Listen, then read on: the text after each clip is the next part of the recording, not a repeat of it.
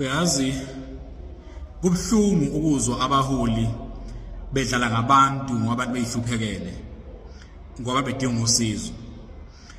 Undunankulu wakwaZulu-Natal ngizwile nje memezela ukuthi ama security nama cleaners azoqashwa ngokugcwele insourcing endaweni zakwa health ezintsha.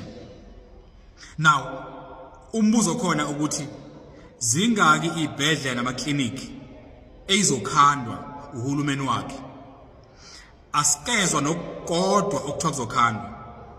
Uthini ngama security and cleaners kumanje okudlalwa ngawo kuma department kahulumeni?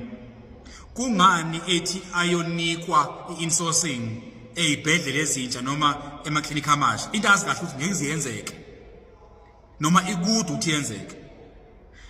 We have marched njenge Action SA nama security. We know inkinga ababhekene nazo.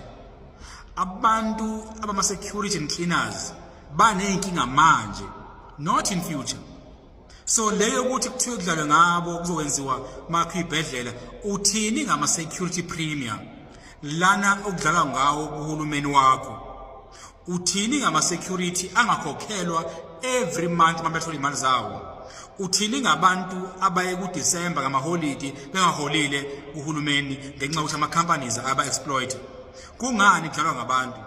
Yini okumele beshaye ihlombe bayijabulele ukuthi upremier uthi bayoqashwa permanent uma kwakhiwa ibhedlela ezintsha nama clinic? Kuyakhiwa nini? Ngoba asikezwe lesisodwa ukuthi sokwakhiwa. So ke njenge Action SA soqhubeka silwe ukuthi ama security and cleaners abuyele isithunzi, labantu abakhona abasebenzayo abaqashwe permanent. Asingatshelwa ngephupho sikhuphe utalaku into engekho. Njengamanje sinama security asebenza kuhulumeni awaqashwe permanent. Undunankulu angaqashi nesithupha. Inkatha yathembisa abantu ukuthi baqashwe permanent. Yini evimbile manje? So ke njenge Action SA soqhubeka silwe sithi ku premier angadlalwa ngama security. Khathi emasha ezeMaritzburg awakaza acela ukuthi makhiwa ibhedlela baqashwe abantu abaqashwa permanent. Bakhuluma ngabo abantu labahluphekile abadinga usizo from our government, abantu abadinga ukuqashwa permanent manje. So insourcing ayenzeke manje, not in future esingayazi ukuthi uyofika yini. Angadlalwa ngabantu.